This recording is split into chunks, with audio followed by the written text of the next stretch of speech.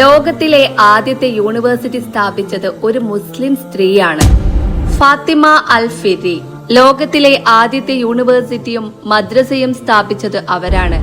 അതെ, വിവിധ തലങ്ങളിലുള്ള ഡിഗ്രികൾ, ഹയർ സ്റ്റഡീസുകൾ നടപ്പിൽ വരുത്തുന്നതിന് തുടക്കമിട്ട് മാതൃകയായത് ഒരു മുസ്ലിം സ്ത്രീയായിരുന്നു.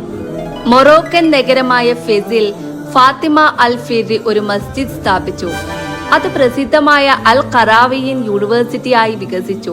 ഇന്നത് ലോകത്തിലെ ഏറ്റവും പഴക്കം ചെന്ന സർവകലാശാലയായി അംഗീകരിക്കപ്പെട്ടിരിക്കുന്നു.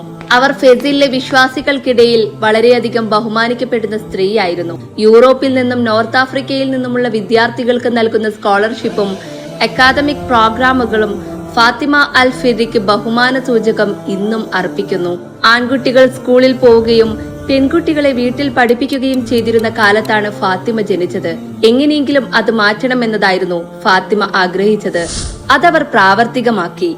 എമ്മോ യുസ്കൽ എഴുതിയ വൺ വിഷ് എന്ന ബുക്കിൽ വിശ്വാസവും അഭിനിവേശവും നിശ്ചയദാർഢ്യവും തന്നെക്കാൾ മഹത്തായ ഒന്നിലേക്ക് നയിച്ച ഒരു മുസ്ലിം സ്ത്രീയെക്കുറിച്ച്, ഫാത്തിമ അൽ ഫിരിയെക്കുറിച്ച് ശക്തമായി തന്നെ വിവരിച്ചിട്ടുണ്ട്.